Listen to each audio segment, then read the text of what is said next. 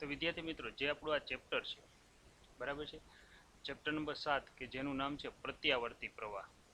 નામ અઘરું છે, પણ તમે આકૃતિ જોતા તમને ખ્યાલ આવી ગયો હશે કે આ એસી પ્રવાહની વાત થઈ છે. પ્રત્યાવર્તીને કહેવાય ઓલ્ટરનેટિંગ કરંટ. ખાસ યાદ રાખજો, બરાબર. તો આ ચેપ્ટર છે એ આપણે ફિઝિક્સની અંદર ટોટલ 14 ચેપ્ટર છે. એમાં ચેપ્ટર નંબર 8 છે ઓલ્ટરનેટિંગ કરંટ. એકદમ સહેલું છે, 100% ગણિતવાળું છે, મેથ્સવાળું છે. બી ગ્રુપવાળાને કદાચ એમ થાય કે સાહેબ આ તો થોડું અઘરું છે, પણ એકદમ સહેલું છે. તમને જે નિયમ આના યાદ રાખ, જેમ આપણે સદીશ કેમ 11મા ધોરણમાં ભણ્યા હતા, ચોથું ચેપ્ટર સદીશ વિશે તમે 10મામાંથી આવ્યા ત્યારે કંઈ જાણતા નહોતા, પરંતુ જેમ જેમ આપણે અભ્યાસ કરતા ગયા આમ આપણને ખ્યાલ આવતો ગયો, રસરૂચિ જાણવા મળી, બરાબર છે. તો જો તમે 11મામાં દોલન અને તરંગ વ્યવસ્થિત ભણ્યા હોય, અથવા તો એવું લાગે કે આપણે ભણ્યા છીએ, ન ભણ્યા હોય તો ટેન્શન નથી લેવાનું, આમાં ધ્યાન રાખશો તો પણ આવડશે. તો ઓલ્ટરનેટિંગ કરંટ, પ્રત્યાવર્તી પ્રવાહ શું છે, આપણે અત્યારે એની ચર્ચા કરીએ છીએ. આ ચેપ્ટર વેટેજની દ્રષ્ટિએ અગત્યનું છે. 8 માર્કનું વેટેજ છે. 8 માર્ક એટલે ઘણા બધા કહેવાય, બરાબર છે. એટલે કે આમાં આપણે છે આગળ વધીએ તો કે છે આમાં એવું પહેલું જ પ્રશ્ન છે કે ડીસી સિગ્નલ અને એસી સિગ્નલ એટલે શું? શા માટે એસી સિગ્નલ ઉપયોગ કરવાનું વધારે પસંદ કરવામાં આવે છે? ચાલો, chapter 7, weightage 8 mark. First of all find what is the DC and AC signal. હવે જો આ પ્રકારે આખી આખી વાત કરીએ આપણે, બરાબર, તો ડીસીનો અર્થ થાય ડાયરેક્ટ, સીધો પ્રવાહ. ડીસી સિગ્નલ છે એનું મૂલ્ય એક ધારું હોય છે, બરાબર છે. એમાં વોલ્ટેજ, જો અહીંયા વીનો ગ્રાફ લો અથવા તો હું અહીંયા પ્રવાહ લઉં, એનું મૂલ્ય બદલાય નહીં, આમ એક ધારું હોય. જો આ રીતે આમ પ્લસમાં જ હોય બધું, જો આ રીતે હોય એક ધારો પ્રવાહ કે એક ધારો વોલ્ટેજ, તો એને ડાયરેક્ટ કરંટ કહેવાય, ડીસી સિગ્નલ. ભાઈ તમને એમ થાય કે સાહેબ ડીસી સિગ્નલ ઉપર કોઈ વસ્તુ ચાલે છે અત્યારે, તો અત્યારે જેટલી ઇલેક્ટ્રોનિક્સ આઇટમ છે, નોટ એ ઇલેક્ટ્રિકલ, બરાબર, જેમાં ગૂંચળું નથી આવતું, જેમાં સર્કિટ આવે છે, જેમાં ડાયોડ આવે, રજિસ્ટર આવે, ટ્રાન્ઝિસ્ટર આવે, આ જે બધી વસ્તુ છે આ બધી ડીસી કરંટ છે. તો એવી તમારી આસપાસ કેટલી વસ્તુ છે તમે જુઓ, બરાબર. તો તમે જોશો એટલે તમને તો છે પેલી જ વસ્તુ છે તમારી આસપાસ સૌથી પહેલાં તો કંઈક આ છે, મોબાઈલ છે, ટીવી છે. હવે તમે મને ઘણા બધા નામ આપી શકશો કે જેની અંદર પીસીબી આવે, not a Pakistan cricket board, means printed circuit board, બરાબર, કે જેની અંદર જુદા જુદા કમ્પોનન્ટ બેસાડેલા હોય છે. તો આ બધી ઇલેક્ટ્રોનિક્સ ડિવાઇસ કહેવાય, અને ઇલેક્ટ્રોનિક્સ ડિવાઇસ છે એ ડાયરેક્ટ કરંટ ઉપર હાલે છે. ઉદાહરણ તરીકે તમારી ઘરે જે ટીવી છે એનું રિમોટ હશે, રિમોટ જે છે એના સેલ આવે છે એ આપણે 1.5 વોલ્ટના 2 વાપરીએ છીએ, બરાબર છે. તો આ બધી છે સર્કિટવાળી રચના છે કે જેને ડાયરેક્ટ કરંટ કહેવાય. ડાયરેક્ટ કરંટ છે ખર્ચાળ બહુ છે, કિંમતમાં મોંઘી બહુ છે ડાયરેક્ટ કરંટ. તમને ખબર છે કે આપણે જે રિમોટના સેલ નાખીએ છીએ યુઝ એન્ડ થ્રો હોય છે. જોકે રિમોટમાં પાવર ઓછો જ હોય છે, એટલે સેલ છે આપણે તાત્કાલિક નથી બદલાવવા પડતા, 2-4 મહિના ચાલે પછી આપણે બદલાવી શકીએ છીએ. જ્યારે છે એની સાપેક્ષે એસી સિગ્નલ કોને કહેવાય? એસી વોલ્ટેજ કે પ્રવાહનો ગ્રાફ લે તો એનું મૂલ્ય સમય સાથે સતત બદલાતું હોય છે. જો હું અહીંયા વી કે આઈ લઉં, જેમ કે જો હું અહીંયા વોલ્ટેજ લઉં તો આ રીતે હોય છે, સમય સાથે સતત બદલાતું હોય. આમાં એક મૂલ્ય ધન હોય, બીજું મૂલ્ય કેવું હોય છે? ઋણ હોય છે, બરાબર, પ્લસ માઇનસ, આ રીતે તમે એને બતાવી શકો. વધારામાં મેન આનો ઉપયોગ શું કામ થાય? હવે તમને એ પણ કહી દો આની શોધ કોને કરી. તમે નામ તો તમને આવડતા જ હશે, બરાબર છે. હવે એસી સિગ્નલની જે શોધ છે, બરાબર, એસી કરંટની શોધ, એની શોધ અને એનું ડેવલપિંગ છે સૌથી વધારે આગળ વધાર્યું હોય તો એ છે નિકોલસ ટેસ્લા. ચુંબકીય ક્ષેત્રનો એકમ છે ટેસ્લા. જ્યારે છે ડીસી કરંટ વિશે જો કોઈ વધારે વિગતે ચર્ચા કરી હોય તો એ છે થોમસ આલ્વા એડિશન.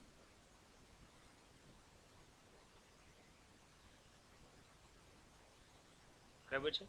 તમને ખબર છે લેમ્પની શોધ થોમસ આલ્વા એડિશન કરી. બંને અમેરિકન છે, બંને બિઝનેસમેન હતા. બિઝનેસમેનનું કામ શું હોય તમને ખબર છે? પોતાની પ્રોડક્ટ છે એ વધારે એનો પ્રચાર કરવો ને આગળ દુનિયામાં મૂકવી. જેમ કે તમે અત્યારે જુઓ છો કે ટેલિકોમ્યુનિકેશનમાં અત્યારે જીઓ પ્લસ નંબર ઉપર છે ઇન ગુજરાત. જોકે ઓલ ઇન્ડિયા લેવલે અત્યારે પ્લસ નંબર ઉપર થઈ ગયું, બાકી બધાની દુકાનો વોડાફોન આઈડિયાની, એરટેલની બંધ કરી દીધી છે આને. તો આ બિઝનેસમેનનું કામ છે. શું કામ છે એનું? બરાબર, તો કે સસ્તું આપવું અને જાજુ આપવું. એટલે જ આપણે કોઈ નવરા નથી થતા. રોજનું 1.5-2 GB આપી દઈ છે, બરાબર. 200-300 MB ઓનલાઈન લેક્ચરમાં વપરાય, બાકી પબજી નહીં તો પિક્ચર નહીં તો ઓનલાઈન યુટ્યુબ, કાંઈક ને કંઈક આપણે ચાલુ રાખીએ છીએ અને વ્યસ્ત રહીએ છીએ, બરાબર. એટલે આપણે ધંધા આગળ કરી દીધા છે આ ટેલિકોમ્યુનિકેશન કંપનીવાળાએ. પણ વાત એ છે કે થોમસ આલ્વા એડિસન અને ટેસ્લા, આ બેયની વાત આપણે કરીએ છીએ. ટેસ્લાએ એવું કીધું કે જો તમારે છે એસી સિગ્નલ છે વાપરો તો એ કિંમતમાં સસ્તો પડશે, જ્યારે ડીસી પાવર છે ને એ કિંમતમાં મોંઘો પડશે. આ પ્રશ્ન વાંચજો પહેલાં, પ્રશ્ન શું છે મેં તમને કહી દીધું, એસી અને ડીસી સિગ્નલ શું કામ. હવે વાત હું આની કરું છું, શા માટે એસી સિગ્નલનો ઉપયોગ છે વધારે કરવામાં આવે છે. હવે એસી સિગ્નલનો વધારે ઉપયોગ કરવાનું મેઇન કારણ જો આપણે લઈએ, બરાબર, તો શું છે મેઇન વસ્તુ છે પાવરને ટ્રાન્સમિશન લગતું. ટ્રાન્સમિશન એટલે એક જગ્યાએથી બીજી જગ્યાએ પહોંચાડવું, બરાબર. ખાસ કરીને એના માટે જે વપરાય છે એને કહેવાય છે ટ્રાન્સફોર્મર. જે આની પહેલાં પણ મેં તમને વાત કરેલી હતી ચેપ્ટર 3માં. આપણે ઘરે છે જે પાવર આવે છે એ આપણા ઘરની નજીક કોઈ એક સબસ્ટેશન ઊભું કરેલું હોય છે. સબસ્ટેશન બોલાય સબસ્ટેશન, પણ આપણે એને બોલીએ છીએ સબસ્ટેશન, બરાબર. તો ત્યાંથી પાવર આવતો હોય છે. પરંતુ તમને ખબર છે સબસ્ટેશન સુધી જે પાવર આવતો હોય છે એના વોલ્ટેજ બહુ ઊંચા હોય છે. ફોર એક્ઝામ્પલ આપણે રેસિડેન્શિયલની વાત કરું તો કંઈક આટલા વોલ્ટેજ હોય છે, 11 kV. 11 નો અર્થ થાય 11, કે નો અર્થ થાય 000 V, એટલે કે 11,000 વોલ્ટ હોય છે. આ 11,000 વોલ્ટ જો સીધા આપણે ઘરમાં વાપરીએ તો તમને ખબર છે ટીવી ચાલુ કરીએ તો ચિત્ર ન આવે, શું આવે, ધુમાડા નીકળે. એનો અર્થ એવો થયો કે અહીંયા વોલ્ટેજ ડાઉન કરવા પડે. આપણે તો માત્ર કેટલા વોલ્ટેજ જોતા છે, 230 વોલ્ટ. તો ડાઉન કરવાનું જેનું કામ છે એ કામ છે ટ્રાન્સફોર્મરનું કામ છે. અને યાદ રાખો કે ટ્રાન્સફોર્મર માત્ર ને માત્ર છે ને એ કેના ઉપર કામ કરે છે, એસી સિગ્નલ ઉપર જ કામ કરે. કારણ કે એને બદલાતો જતો પ્રવાહ આપો ને તો જ ફ્લક્સમાં ફેરફાર થાય ને તો જ એમ પ્રેરિત થાય. આમાં તો એવું ડીસીમાં તો એવું કંઈ છે નહીં, એમાં તો એક ધારું જ છે. એનો અર્થ એવો થયો કે ટ્રાન્સમિશન માટે સૌથી બેસ્ટ હોય તો એ એસી સિગ્નલ છે, બરાબર. ડીસી છે એ અઘરું છે. ટૂંકમાં તમને એ કહી દઉં કે ભાઈ છે એસી સિગ્નલ હોય તેનું સરળતાથી ડીસીમાં રૂપાંતર કરી શકાય છે, પરંતુ ડીસી સિગ્નલ હોય તેનું સરળતાથી છે એસીમાં રૂપાંતર કરી શકાતું નથી. કરી શકાય છે પણ સરળતાથી નહીં. આનું પણ તમને એક ઉદાહરણ આપી દઉં. અત્યારે આપણે બધા છે મોટાભાગે તમે સોલાર એનર્જીનો ઉપયોગ વધારે કરતા જોયા હશે, તમે જોવો છો. એના માટે શું કરવામાં આવે તો કે ઘર હોય, બરાબર, એ ઘરની જે છત હોય, છત ઉપર છે માચડો ઊભો કરવામાં આવે અને ત્યાં છે છાપરા ફિટ કરવામાં આવતા હોય છે. આ રીતે સોલાર એનર્જી છે ઉપરથી સૂર્ય ઉર્જા એના ઉપર સંપાત થાય, સિલિકોનની પ્લેટ હોય જે સૌર ઉર્જાનું વિદ્યુત ઉર્જામાં રૂપાંતર કરે. આ જે બધો પાવર હોય છે ને કયો હોય છે, ડીસી હોય છે. પછી વચ્ચે કન્વર્ટર મૂકેલું હોય છે જે શેમાં કન્વર્ટ કરે છે, એસીમાં કન્વર્ટ કરે છે, અને આગળ પ્રક્રિયા ચાલતી હોય છે. તો ડીસી ખર્ચાળ બહુ છે. તમને ખબર છે સોલાર પ્લેટ આપણે મૂકીએ છીએ કેટલો વીજળી પાવર ઉત્પન્ન કરી શકીએ, મફત છે પણ બહુ વાર લાગે. એમાં એવું અત્યારે વાદળછાયું વાતાવરણ હોય તો બહુ ઓછી વીજળી ઉત્પન્ન થાય. જ્યારે એસી સિગ્નલ ઉત્પન્ન કરવા માટે જનરેટર ચલાવીએ અને જનરેટરને આ તે બધી જ ચર્ચા તમને છે આ જે આકૃતિ તમને સમજાવેલી છે આકૃતિમાં આપણે કરેલી છે, બરાબર ને.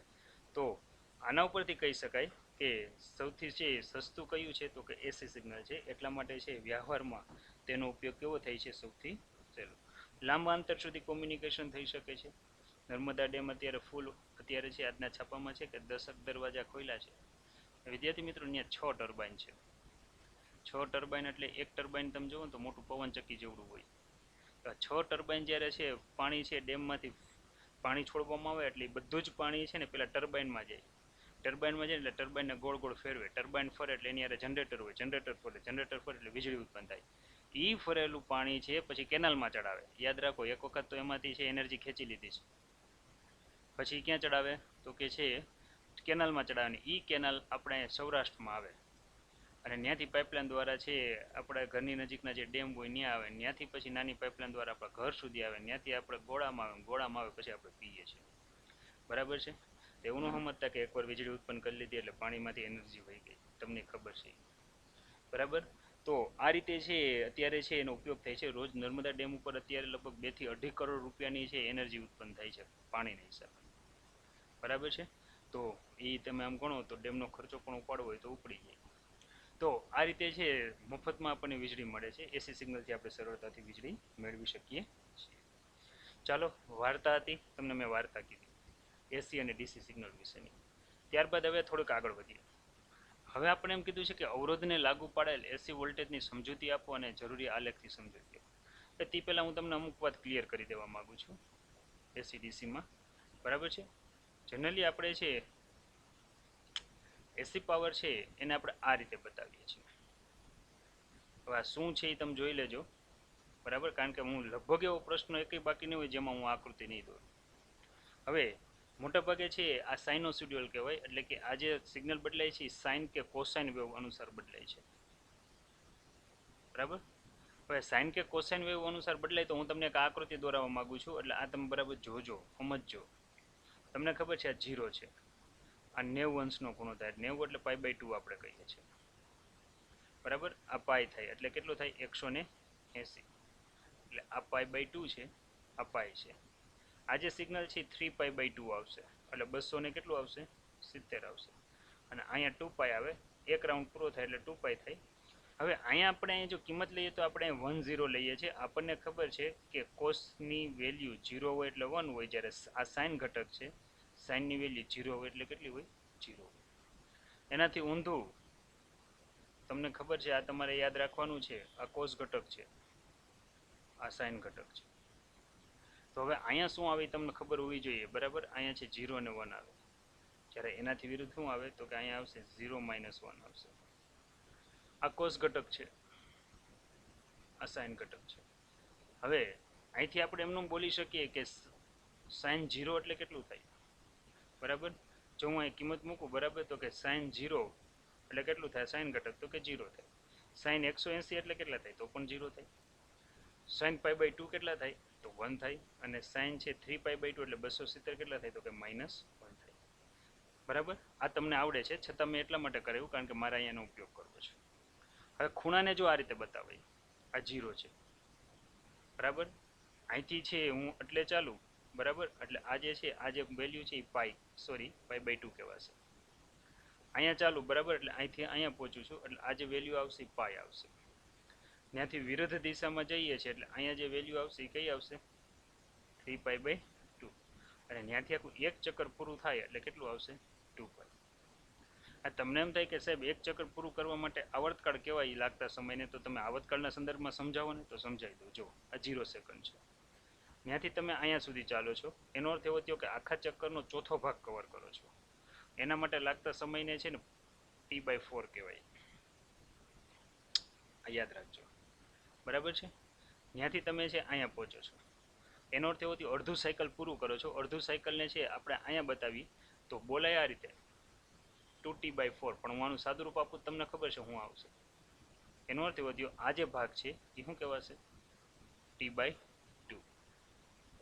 હવે જ્યારે હું ત્યાંથી પાછો અહીંયા પહોંચું છું એટલે આને છે એ 3 ભાગ મેં કવર કર્યા, એટલે આને બોલે 3T/4. એટલે આ જે ભાગ છે એને શું કહેવાશે? 3T/4. આ યાદ રાખજો. હવે હું નહીં સમજાવું આગળ, સીધી વેલ્યુ મૂકીશ એટલે તમને ખબર હોવી જોઈએ. અને આખું ચક્કર પૂરું થાય એટલે લાગતા સમયગાળાને ટી કહેવાય. એનો અર્થ એવો થયો મારે લખવું પડે 4T/4. 4 કેન્સલ, તો આખા સમયગાળાને શું થશે ને આપણે દર્શાવે? રિપીટ કરું છું, ખાસ યાદ રાખજો. બરાબર. જો આ રીતે દર્શાવેલું છે તો અહીંયા તમે કઈ રીતે કઈ વેલ્યુને બતાવશો? આ 0 છે, આ T/4 છે, આ T/2 છે, આ 3T/4 છે, અને આ શું છે? T છે. આ 0 છે, બરાબર છે. અહીંયા આગળ વધીએ, બરાબર, તો કે આ π/2 છે. ત્યાર પછી આગળ વધીએ તો કે આ પાઈ છે, આ 3π/2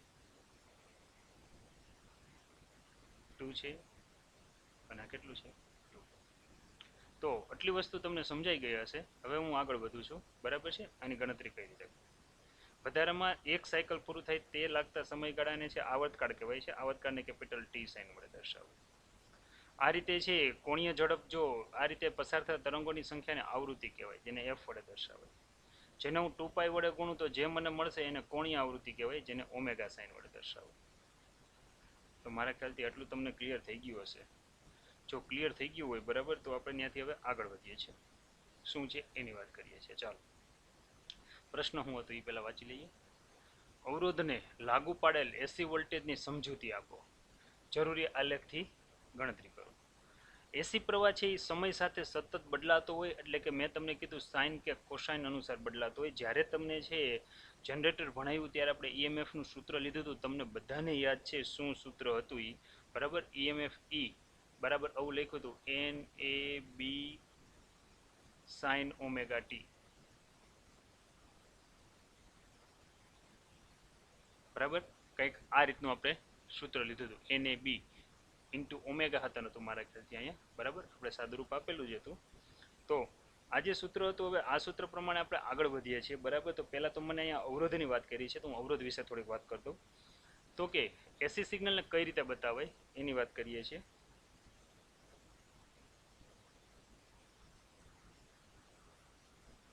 એસી સિગ્નલને બતાવવા માટે છે જનરલી આ રીતે બતાવાય છે. એની જો આકૃતિ દોરીએ અને અવરોધને લાગુ પડે છે એસી સિગ્નલ. અવરોધને કંઈક આપણે રેઝિસ્ટન્સ હોવાથી આ રીતે બતાવીએ છીએ. જો એસીની સાયકલ આવી છે, ખાસ યાદ રાખજો, આ એસી વોલ્ટેજ લાગુ પડેલ છે. મોટા ભાગે આપણે એસી વોલ્ટેજ લાગુ પાડીએ તો કેટલા હોય છે, તો કે છે આપણે ઇન્ડિયામાં છે 230 વોલ્ટ અને કેટલા હોય છે 50 હર્ટ્ઝ હોય છે. એટલે એક સાયકલમાં આવી પાસ થતી સાયકલ 50 હોય છે. આમાંથી પ્રવાહ પસાર થાય. પ્રવાહને હું આઈ વડે દર્શાવું. યાદ રાખો, પ્રવાહની બાજુમાં મારે ટી દોરવો પડે. ટીનો અર્થ એવો થયો કે સમય સાથે બદલાતો જતો પ્રવાહ. આ જે છે એ અવરોધ આર છે, બરાબર? આરમાંથી પસાર થાય અને આરમાંથી જેવો પ્રવાહ પસાર થાય એટલે અહીંથી આ સમયને તમે આલા પ્રવાહને તમે આ રીતે બતાવી શકો. અને આરના બે છેડા વચ્ચે આપણને વોલ્ટેજ મળે. કેટલા વોલ્ટેજ મળે, તો કે જેટલા લાગુ પડ્યા હોય એના જેટલા વોલ્ટેજ મળે. હવે જ્યારે આપણે અહીંયા ગણતરી કરીએ છીએ, બરાબર, આ બધી વાત કરીએ છીએ કે અહીં વિદ્યુત સ્થિતિમાનનો જે તફાવત છે, બરાબર, એને આપણે એસી વોલ્ટેજ કહીએ. એસી વોલ્ટેજને દર્શાવવા કઈ રીતે, તો તમે ખાસ યાદ રાખો, જ્યારે જનરેટરની થિયરી સાબિત કરી ત્યારે મેં કંઈક આવું લખ્યું હતું. ત્યારે આપણે આને નામ આપ્યું હતું ઈએમએફ. ઈ ઝીરોનું વેલ્યુ થાય મહત્તમ મૂલ્ય, જે એન એ બી ઓમેગા જેટલું હોય. એટલે એ તમને ખબર છે, આપણે સાબિત કરી હતી, એન એ બી ઓમેગા અને સાઇન ઓમેગા ટી, આવું કંઈક છે. તો હવે મારે વોલ્ટેજની વાત કરવી છે, તો હું અહીં ઈએમએફની જગ્યાએ વી લખીશ. બંનેનો એકમ વોલ્ટેજ છે. ઈ ઝીરો છે મહત્તમ મૂલ્ય છે, તો હું એની જગ્યાએ વીએમ લખીશ. અને અહીંયા શું આવશે, સાઇન ઓમેગા ટી. તો એનો અર્થ એવો થયો કે અહીંયા આપણે લાગુ પાડેલ વોલ્ટેજ કંઈક આટલા છે, વી બરાબર વીએમ સાઇન ઓમેગા ટી જેટલા છે. હવે અહીંયા આપણે છે જ્યારે આપણે દર્શાવીએ તો વિદ્યુત સ્થિતિમાંનો મહત્તમ વોલ્ટેજ છે અને ઓમેગા એની કોણીય આવૃત્તિ છે. હવે જો આપણે ઓહમના નિયમ પ્રમાણે હાલીએ, અહીંયા અવરોધ છે, અવરોધના બે છેડા વચ્ચેના વોલ્ટેજ વી બરાબર આઈઆર, આવું સૂત્ર બને ઓહમના નિયમ પ્રમાણે. તો લખીએ, ઓહમના નિયમ મુજબ, જો ઓહમના નિયમ મુજબ હાલીએ, બરાબર, તો આપણે મારે સૂત્ર લખવું પડશે, વી બરાબર શું લખવું પડશે, આઈઆર. જો હું અહીંયા છે આઈને સૂત્રનો કરતા બનાવું તો શું આવે, વીના છેદમાં આર, આવું કંઈક સૂત્ર આવે.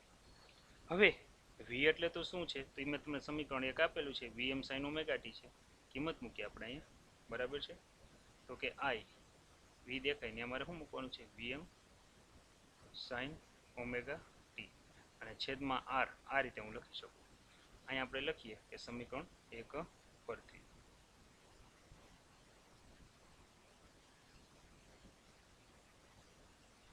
હવે વળી પાછો ઓહમનો નિયમ, વી બરાબર આઈઆર. તમને ખબર છે કે વી બરાબર આઈઆર થાય, પણ વીના છેદમાં આર હોય ને તો એને આઈ કહેવાય. અવરોધ તો ફિક્સ છે, જ્યારે વોલ્ટેજ મહત્તમ હોય ત્યારે પ્રવાહ મહત્તમ હોય. તો એનો અર્થ એવો થયો કે આપણે અહીંયા છે પ્રવાહ આઈ લખીએ છીએ, તો વીએમ બાય આર, એનો અર્થ એવો થયો કે મારે આઈ લખાય પણ અહીંયા આઈ એમ લખાશે, આને કહેવાય મહત્તમ પ્રવાહ. યાદ રાખીએ કે આપણે પ્રવાહ અને વોલ્ટેજના કંઈક સૂત્ર આવવા મળ્યા છે, જેને સમીકરણ બે કરું છું. એક હતું એ ઓલરેડી આપણે છે છેલ્લા પાઠમાં તારવી જ દીધેલું છે, વી બરાબર વીએમ સાઇન ઓમેગા ટી છે. સાઇન વિધેય અનુસાર વોલ્ટેજ બદલાય છે અને પ્રવાહ પણ કયા અનુસાર બદલાય છે, તો કે સાઇન વિધેય અનુસાર બદલાય છે. તો આ જે સૂત્ર છે, આ સૂત્રમાં તમે જો અહીંયા એમ લખો તો અહીંયા તમે એમ લખી શકો. ક્લિયર થઈ ગયું? તો આપણો પ્રશ્ન એ હતો કે અવરોધને લાગુ પાડેલ એસી વોલ્ટેજની સમજૂતી આપો ને જરૂરી આલેખ દોરી સમજાવો. હાલ મેં તમને સમજૂતી આપી દીધી કે વોલ્ટેજ અને પ્રવાહ કઈ રીતે મળે છે. હવે મારું કામ શું છે તો કે આલેખ દોરવા. કોનાથી કોના વિરુદ્ધ? બરાબર, તો કે છે પ્રવાહ અને સમય, પ્રવાહ અને વોલ્ટેજ સમય સાથે કઈ રીતે બદલાય છે. તો એનો અર્થ એવો થયો કે એ આલેખ દોરવા માટે આપણે કંઈક આવી રીતે દોરીએ. બરાબર, કોણીય આવૃત્તિ ઓમેગા સાથે વોલ્ટેજ કે પ્રવાહ બદલાય છે. હવે મેં તમને કીધું એ પ્રમાણે આ 0 વેલ્યુ લઉં, અહીંયા પાઈ લઉં, સોરી આ π/2 છે, પાઈ છે, 3π/2 છે અને કેટલી આવશે 2π આવશે. ચાલો, હવે વોલ્ટેજનું સૂત્ર છે V બરાબર Vm sin ઓમેગા t. મેં તમને હમણાં જ સમજાવ્યું કે સાઇનની મહત્તમ વેલ્યુ 1 હોય છે અને વિરુદ્ધ દિશામાં એની મહત્તમ વેલ્યુ -1 હોય છે. અને તમને એ પણ ખબર છે કે જો વોલ્ટેજ છે મારે અહીં બતાવવો છે, બરાબર, તો આ જે છે એ વોલ્ટેજનું મહત્તમ મૂલ્ય જેને હું Vm લખું છું, અહીંયા વોલ્ટેજનું વિરુદ્ધ દિશાનું મહત્તમ મૂલ્ય જેને હું અહીંયા Vm લખું છું, Vm લખું છું, બરાબર. હવે અહીંયા આપણે છે આને કંઈક આ રીતે બતાવીએ છીએ, બરાબર છે, કે વિરુદ્ધ દિશામાં વોલ્ટેજ મહત્તમ. ભેજ લાગી ગયો છે ટૂંકમાં એટલે આ પ્રોબ્લેમ થાય છે, કાંઈ વાંધો નહીં. ચાલો, હવે આપણે અહીંયા છે ગ્રાફ દોરીએ. ગ્રાફ માટે આપણે જે છે સાઇન વાપરીએ કાંઈક ગ્રાફ. હવે તમને ખબર છે કે હું જો અહીંયા છે આ જે ખૂણો છે એ ઓલરેડી હું અહીંયા 0 મૂકીશ તો સાઇન 0 એટલે 0 જ થઈ જશે. જો હું અહીંયા છે ઓમેગા ટી દેખાય ને હું π/2 મૂકી દઉં એટલે સાઇન π/2 એટલે 1 એટલે V બરાબર Vm મૂલ્ય મળે, તો મને મૂલ્ય અહીંયા મેક્સિમમ મળશે. યાદ રાખજો, આ ગ્રાફ દોરું છું. વળી અહીંયા ઓમેગા ટી દેખાય ને હું પાઈ મૂકું છું, સાઇન પાઈ એટલે 0 થાય, તો મારે આ પોઈન્ટ અહીંયા કરવો પડશે. 3π/2 એટલે વિરુદ્ધ દિશામાં મહત્તમ થઈ જાય, તો મારે વિરુદ્ધ દિશામાં મહત્તમ કંઈક પોઈન્ટ અહીંયા કરવો પડે. 2π એટલે વળી પાછું 0 થઈ જાય તો અહીંયા કરવો પડે. તો આનો ગ્રાફ કેવો આવે છે એની ચર્ચા કરીએ છીએ. ગ્રાફ જો હું અહીંયા લઉં તો આ મહત્તમ મૂલ્ય થયું, ઘટીને 0 થઈ ગયું, 0થી વિરુદ્ધ દિશામાં છે, 0થી છે વિરુદ્ધ દિશામાં અહીંથી આપણે મહત્તમ મૂલ્ય મળે છે, વળી ઘટીને કેવું થઈ જાય છે 0. તો ગ્રાફ કંઈક આવો આવે છે. વળી પાછો જો હું આગળ દર્શાવું તો આગળ આ રીતે લઈ શકું, પણ આ જે ગ્રાફ છે યાદ રાખો એ શેનો છે? વોલ્ટેજનો છે. હવે એ જ રીતે આપણે પ્રવાહનું સૂત્ર શું મેળવ્યું? I બરાબર Im sin ઓમેગા ટી. તો આપણે ત્યાં કિંમત મૂકી દઈએ એમ, બરાબર છે. તો કે આની કિંમત શું છે? I બરાબર Im sin ઓમેગા ટી આવી છે. હવે જેમ વોલ્ટેજના મૂલ્ય બદલાય છે એમ પ્રવાહના મૂલ્ય બદલાય છે. વોલ્ટેજ 230 વોલ્ટ હોય ત્યારે પ્રવાહ 5 કે 6 એમ્પિયર મળતો, એટલે પ્રવાહનું મૂલ્ય આપણને ટૂંકમાં નાનું મળતું હોય છે. તો અહીંયા જો હું પ્રવાહને દર્શાવું, બરાબર, આ પ્રવાહનું મહત્તમ મૂલ્ય છે Im, અને અહીંયા વિરુદ્ધ દિશામાં મહત્તમ મૂલ્ય છે, તો એને આપણે -Im sin વડે દર્શાવીએ. હવે ઓમેગા ટી દેખાય ને પહેલાં 0 મૂકવાનું, તો કે અહીં 0 આવશે. પછી છે તમને ખબર છે આપણે જે આ સર્કલ લઈએ છીએ 0, π/2, પાઈ, 3π/2 અને શું આવશે 2π. કંઈક આ રીતે આપણે વેલ્યુ બદલાવીએ છીએ. જેવું આપણે અહીંયા છે વેલ્યુ છે સાઇન ઓમેગા ટી છે ને આપણે છે π/2 મૂકીએ એટલે મહત્તમ મૂલ્ય થાય. એટલે મહત્તમ મૂલ્ય તમે જો અહીંથી લ્યો એટલે મારે આ દોરવું પડે. એ જ રીતે જ્યારે છે ઓમેગા ટી દેખાય ને હું પાઈ મૂકું એટલે મૂલ્ય 0 થઈ જાય. જેવું અહીંયા છે 3π/2 આવે એટલે માઇનસ વેલ્યુ થઈ જાય, માઇનસ વેલ્યુ થઈ જાય એટલે વિરુદ્ધ દિશામાં મહત્તમ થઈ જાય, બરાબર. અને વળી પાછું અહીંયા કેવું થઈ જશે 0, વળી પાછું અહીંયા કંઈક મહત્તમ થશે. તો આ જો હું ગ્રાફ દોરું તો આ ગ્રાફ મને કંઈક લગભગ આવો મળે છે. આ શેનો ગ્રાફ થયો? પ્રવાહ. લીલા કલરનો છે એ કયો ગ્રાફ બતાવે છે?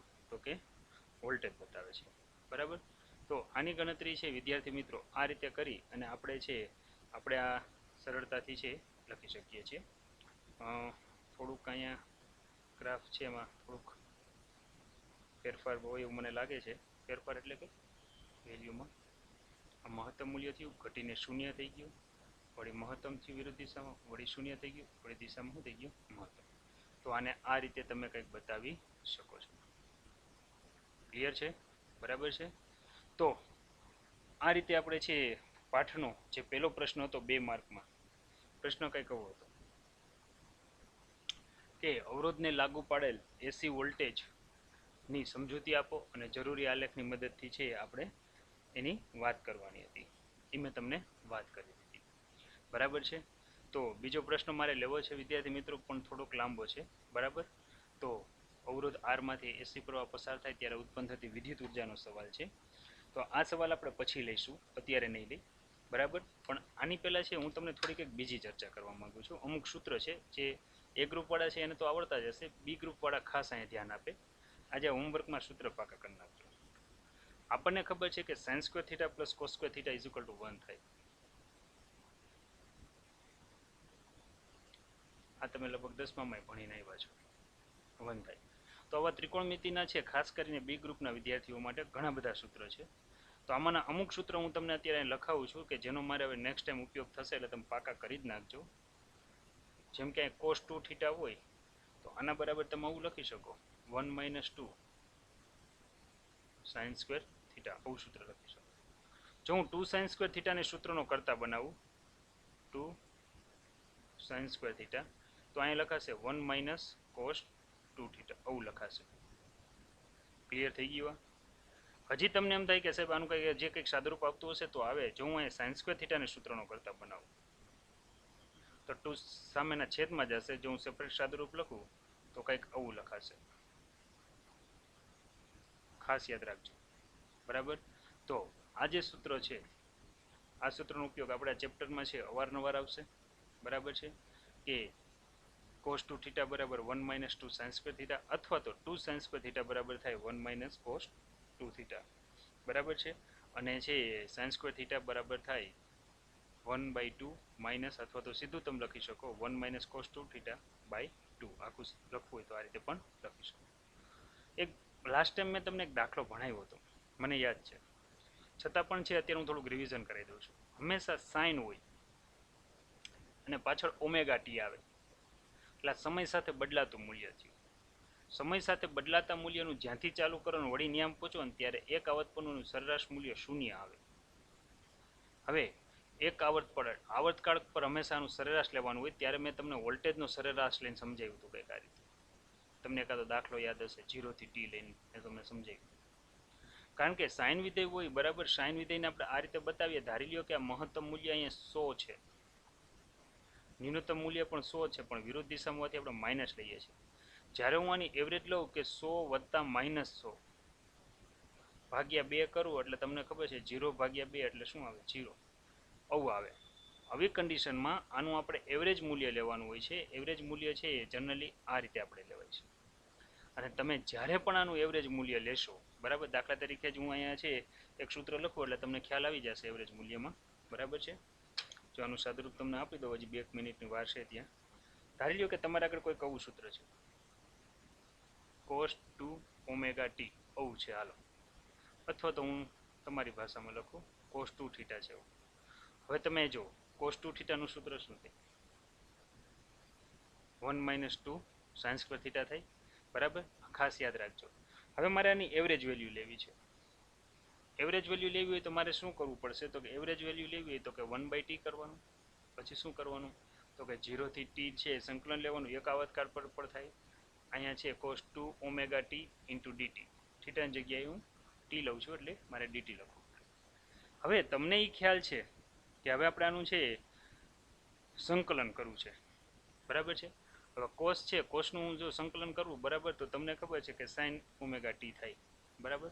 જો હું અહીં કિંમત લઉં 1/t, બરાબર, અહીં આપણે સંકલન લઈએ જ લઈએ તો અહીંયા આવશે સાઇન ઓમેગા ટી એટલે કે 2 ઓમેગા ટી. 2 ઓમેગા ટીનું ફરી પાછું ટીની સાપેક્ષે કરો એટલે 2 ઓમેગા થાય. અને 0 થી શું થાય? તો કે ટી, આવું લખાશે. એનો અર્થ એવો થયો કે જો આપણે અહીંયા છે વધારે સાદુરૂપ લઈએ, બરાબર, તો છેદમાં છે 1/2 ઓમેગા ટી તો આવ્યું છે. હવે અહીંયા સાઇન 2 ઓમેગા ટી આવશે અને માઇનસ અહીંયા શું આવશે?